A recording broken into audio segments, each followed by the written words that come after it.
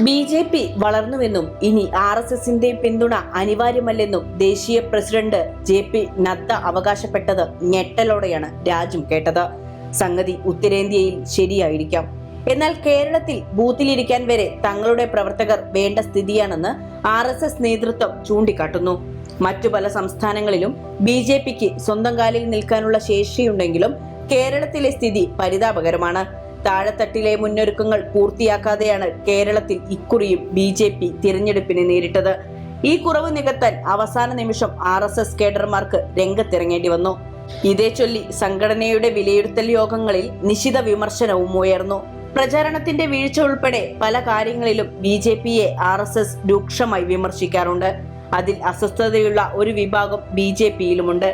സംഘത്തിന്റെ ചുമതലയുള്ളവർ തിരഞ്ഞെടുപ്പ് പ്രചാരണത്തിന്റെ കോർ കമ്മിറ്റി യോഗങ്ങളിൽ ഉയർത്തുന്ന വിമർശനം BJP നേതാക്കൾക്ക് അലോസരമുണ്ടാക്കാറുണ്ട്.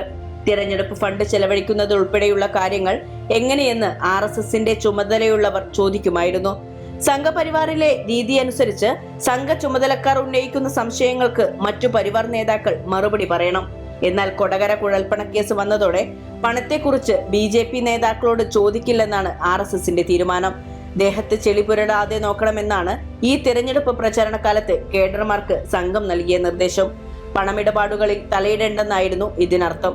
അഴിമതിക്കാരായ നേതാക്കളെ BJPയിലേക്ക് കൊണ്ടുവരുന്നതിലും RSS എതിരാണ്.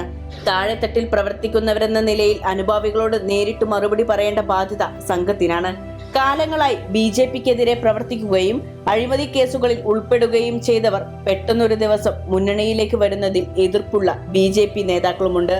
വ്യത്യസ്തമായ പാർട്ടി എന്ന ആശയം മുന്നോട്ട് വെച്ച വാജ്പേയിയുടെയും അദ്വാനിയുടെയും കാലത്തു നിന്ന് മറ്റു പാർട്ടികളുമായി വ്യത്യാസമില്ലാത്ത ഒരു പാർട്ടിയായി BJPയും മാറിയെന്നാണ് RSSന്റെ പ്രധാന വിമർശനം.